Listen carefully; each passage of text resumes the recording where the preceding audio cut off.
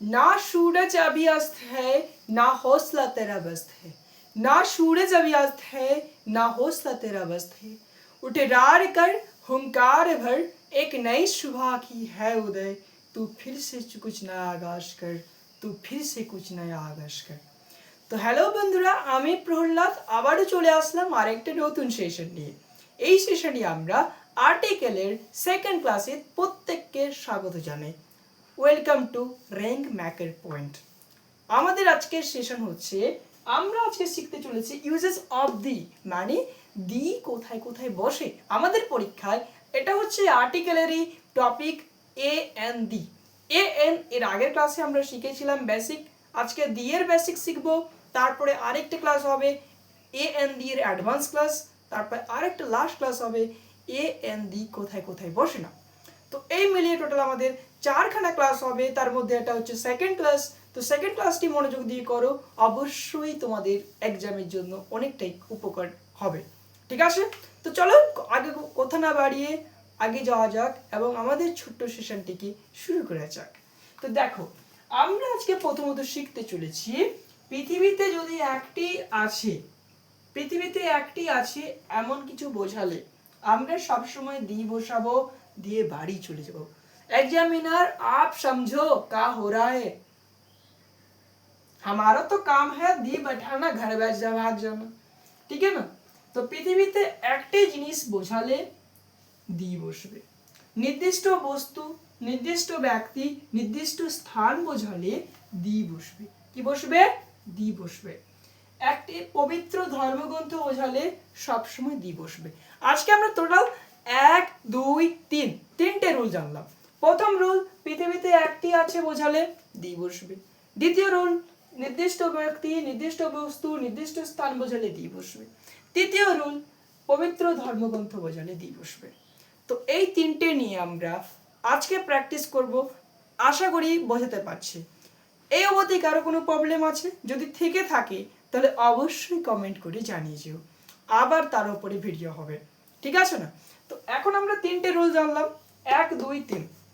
বোঝাতে পেরেছি? আমি একটি বোর্ড থেকে সাইড হয়ে যাচ্ছি, একবার পড়ে নাও, তারপরে আমরা প্র্যাকটিস করব কোয়েশ্চেনের দিকে। হালকা হালকা বুঝতে তো পারলে যে দি কোথায় কোথায় বসে। দেখো, একটু একটু করে শিখতে শিখতেই তুমি অনেক দূর পৌঁছে যাবে। যদি চলাটা না শুরু করো তাহলে কোনোদিনও কিছু পেতে পারবে না। তো দেখে নাও।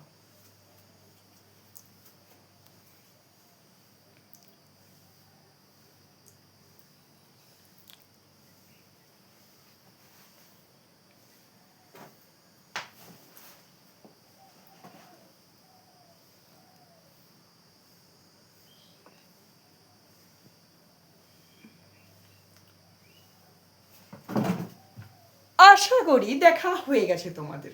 তো এখন আমরা প্র্যাকটিস করতে চলেছি, প্রত্যেকে খাতা বার করবে এবং কোয়েশ্চেনগুলো নোট করবে। ঠিক আছে, তো চলো শুরু করা যাক। প্রথম প্রশ্ন লেখো। প্রথম প্রশ্ন তোমাদের জন্য রইল আমাদের এখানে 1 নম্বর প্রশ্ন, এটা সান। দ্বিতীয় নম্বর প্রশ্ন তোমাদের জন্য রইল মুন। তৃতীয় নম্বর প্রশ্ন রইল কোনার্ক টেম্পল।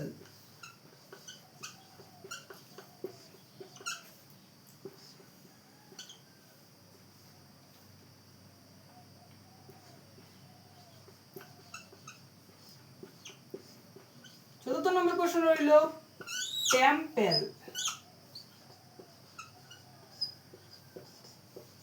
পঞ্চম নম্বর প্রশ্ন রইল স্কুল। চতুর্থ নম্বর প্রশ্ন রইল 6 হাজারি হাই স্কুল।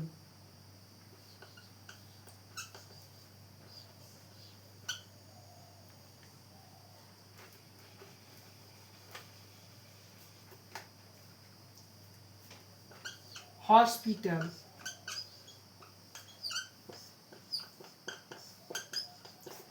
পঞ্চম নম্বর আরো প্রশ্ন লিখো, প্রত্যেকে খাতায় লিখবে। যদি না লেখো তাহলে মনে থাকবে না পরবর্তীতে, কারণ আমাদের দিমাগ 24 ঘন্টার পরে একটা জিনিসকে ধীরে ধীরে আউট করা শুরু করে দেয়। তার জন্য 24 ঘন্টার মধ্যে একটু রিভাইজ মারলে কিছুটা হলেও থেকে যায়। তারপরে লিখো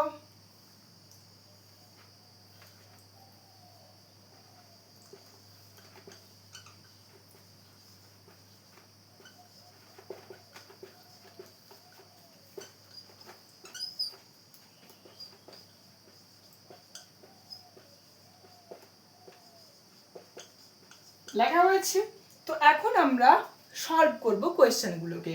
দেখো প্রথম রয়েছে সান, ঠিক আছে, পৃথিবীতে সূর্য একটাই আছে, ঠিক তো, একটাই আছে।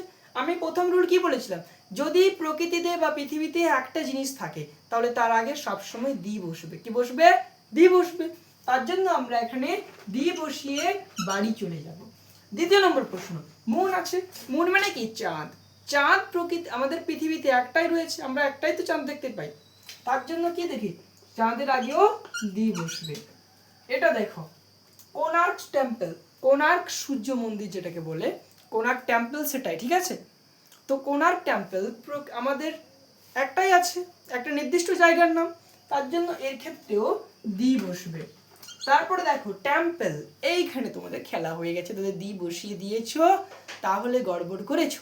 কেননা এখানে টেম্পল বলেছে, কোনো নির্দিষ্ট মন্দিরের কথা বলেনি কো, তার জন্য এখানে এ টেম্পল বসবে, না হলে এন টেম্পল বসবে। এন তো আসবে না, কারণ আগেটা কি আছে? কনসোনেন্ট আছে, তার জন্য এ আসবে। কি আসবে? এ। এদিকের প্রশ্নটা দেখো, এদিকে আছে স্কুল। কি আছে? স্কুল। স্কুল কোন স্কুলের কথা বলেছে বাবা? কোন স্কুলের কথা আমরা জানি না। নির্দিষ্ট কোনো স্কুলের কথা বলেছে? বলেনি। তার জন্য আমরা এখানে এ অথবা এন বসাবো। তাহলে এ বসবে না এন বসবে? এস আছে, কনসোনেন্ট আছে, কি বসাবো? এ বসাবো। এরপরে আছে গঙ্গা রিভার। আমাদের ভারতের দীর্ঘতম নদী হচ্ছে গঙ্গা নদী, ঠিক, ভারতের পবিত্র নদী যাকে বলা হয় গঙ্গা নদী, ঠিক তো। তো ভারতের যে গঙ্গা নদী একটাই রয়েছে এবং একটা, ঠিক তো, তার জন্য এখানে দি বসবে। কি বসবে? দি বসবে। এই দুটো দেখো হসপিটাল। হসপিটাল কোন হসপিটালের কথা বলেছে ভাই? আমরা জানিও না তো, তার জন্য এর ক্ষেত্রে এ অথবা এন আসবে। এ আসবে না এন আসবে, কি করে জানবো? প্রথম অক্ষরটা দেখবো, প্রথম অক্ষরটা কি আছে? একটা কনসোনেন্ট না ভাওয়েল? কনসোনেন্ট, তার জন্য এখানে এ আসবে। এরপরটা দেখো কাবেরী রিভার, কাবেরী নদী। আমাদের জগতে কাবেরী নদী একটা নির্দিষ্ট নদীর নাম, তার জন্য এখানে কি বসবে? ডি বসবে। তো আশা করি বোঝাতে পারলাম, কিছু কোয়েশ্চেনের মাধ্যমে আমরা শিখলাম ডি কোথায় বসে, আর তার সাথে এ এন এর কিছু কোয়েশ্চেন করলাম, যাতে আমাদের হালকা ফুলকা একটু রিভাইজ হয়ে যায়, ঠিক আছে। তো তোমাদের জন্য কয়েকটা কোয়েশ্চেন আমি দিচ্ছি, প্রত্যেকে কোয়েশ্চেনগুলি করবে এবং কমেন্ট বক্সে জানিয়ে যেও, তাতে আমি বুঝতে পারবো যে তোমরা কতটা শিখছো আর আমি কতটা তোমাদের শিখাতে পেরেছি। তো কোয়েশ্চেনগুলো একটু লিখে নাও। প্রথম প্রশ্ন লিখো,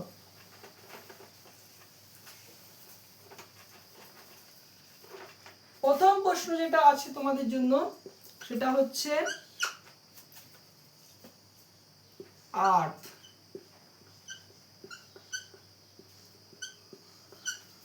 দ্বিতীয় নম্বর প্রশ্ন আছে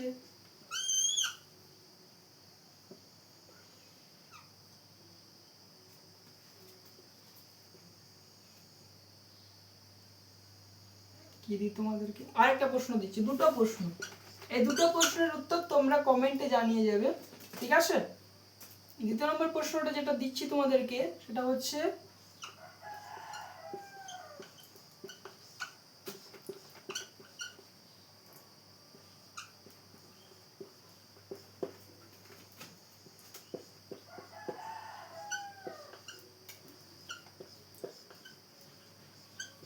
এই দুটো প্রশ্ন। এই দুটো প্রশ্ন তোমরা পরীক্ষার ক্ষেত্রে নয়, সরি, কমেন্ট করে জানিয়ে যেও, তাতে আমি বুঝতে পারবো যে তোমরা কতটা শিখেছো আর আমি তোমাদেরকে কতটা শেখাতে পেরেছি। তো বাই বাই, দেখা হবে আগামী ক্লাসে। ততক্ষণ অবধি নিজের খেয়াল রেখো, নিজের পরিবারের খেয়াল রেখো, বাড়ির সবাইকে সম্মান করো, ছোটদের ভালোবেসো। Thank you.